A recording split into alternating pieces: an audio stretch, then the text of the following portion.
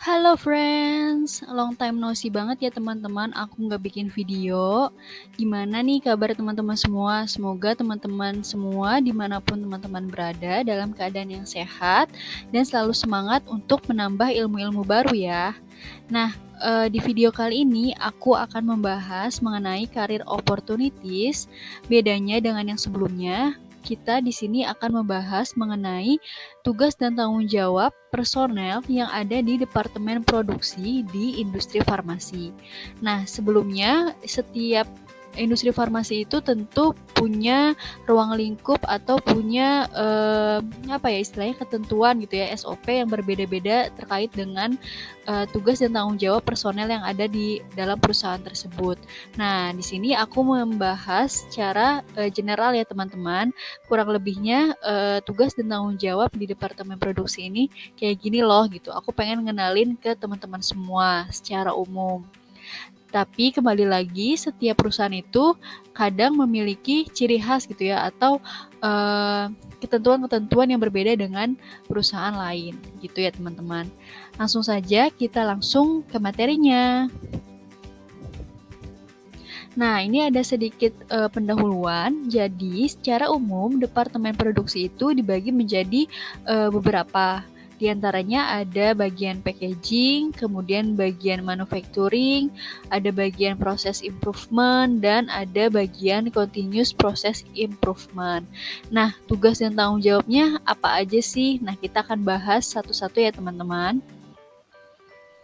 Nah, sebelum kita lanjut, di sini aku mau ngenalin beberapa istilah yang nantinya mungkin akan aku sebutkan di slide-slide selanjutnya gitu ya teman-teman.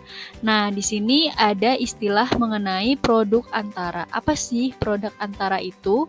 Jadi produk antara ini adalah bahan obat yang masih memerlukan satu atau lebih tahapan pengolahan lebih lanjut.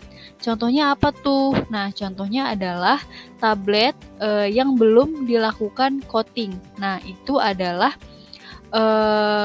namanya produk antara. Jadi tablet itu kan ada tablet coating gitu, ada banyak ya teman-teman jenisnya. Nah, apabila si tablet ini akan dihasilkan atau outputnya itu akan dibuat tablet coating, nah tablet yang belum di coating berarti itu adalah produk antara gitu ya teman-teman. Cukup jelas ya teman-teman. Nah, kemudian ada yang namanya produk ruahan. Nah, produk ruahan ini adalah bahan obat yang sudah selesai diolah dan tinggal memerlukan pengemasan, yaitu pengemasan primer. Nah, produk antara ini seringkali kita sebutnya juga dengan semi-finished goods gitu ya teman-teman.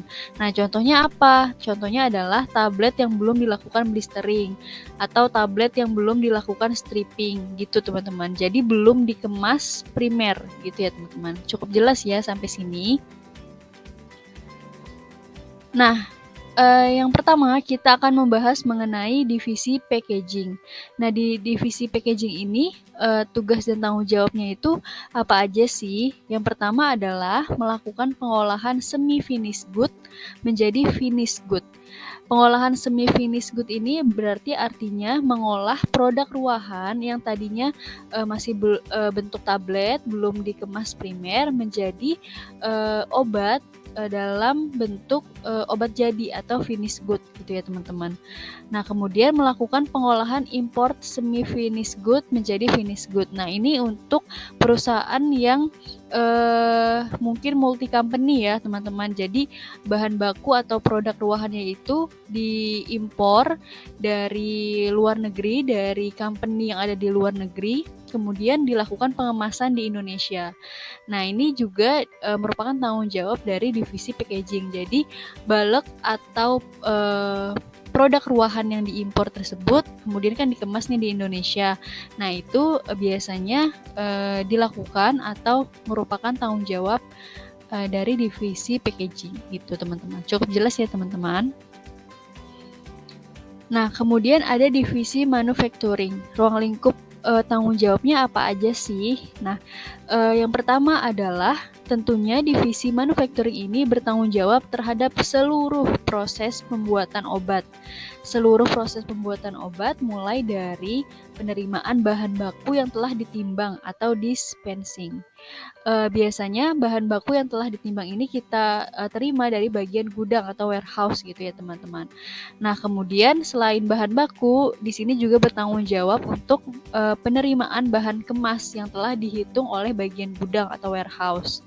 Nah kemudian setelah bahan baku dan bahan kemasnya diterima di bagian produksi, selanjutnya adalah bertanggung jawab untuk melakukan pengolahan bahan baku tersebut hingga menjadi produk ruahan dan nantinya akan menjadi produk jadi gitu ya teman-teman. Nah kemudian selain tanggung jawab yang telah disebutkan tadi, ada tanggung jawab yang dilakukan juga oleh divisi manufacturing. Di antaranya adalah memantau pelaksanaan CPOB selama proses produksi. Jadi divisi manufacturing ini juga memastikan bahwa setiap proses produksinya itu harus memenuhi standar dan juga syarat dari CPOB.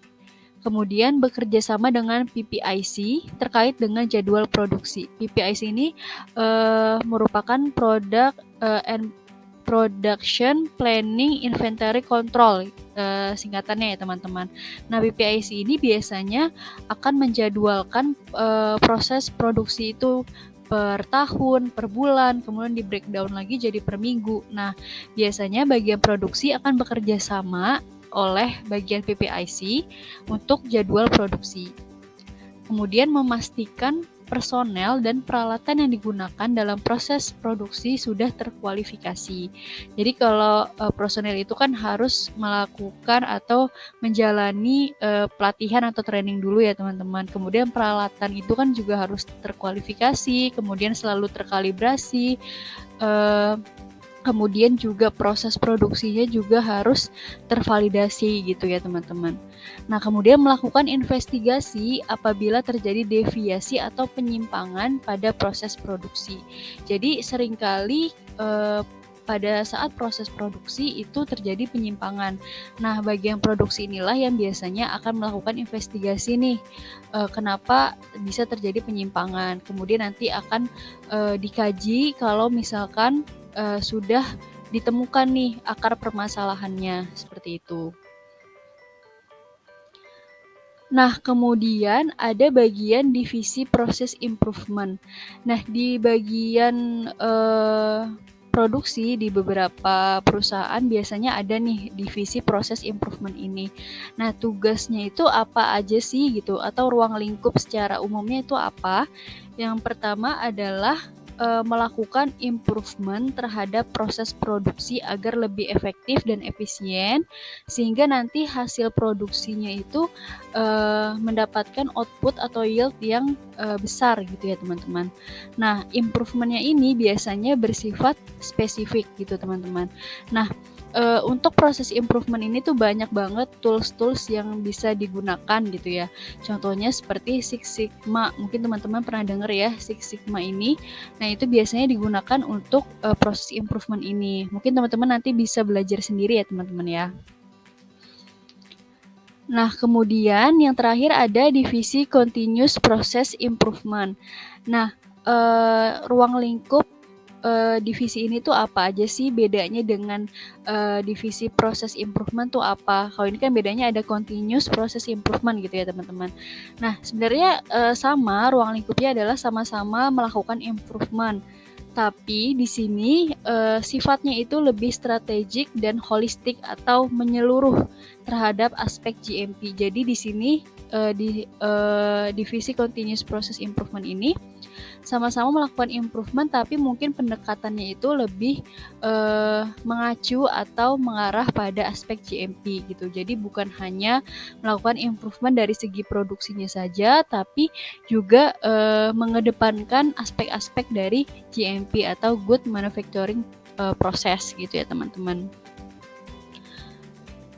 Nah, sekian teman-teman, perkenalan aku mengenai departemen produksi. Semoga teman-teman, bisa, tercerahkan atau bisa akhirnya, oh tahu nih kira-kira departemen produksi ini apa aja sih ruang, lingkup tanggung jawabnya gitu ya teman-teman.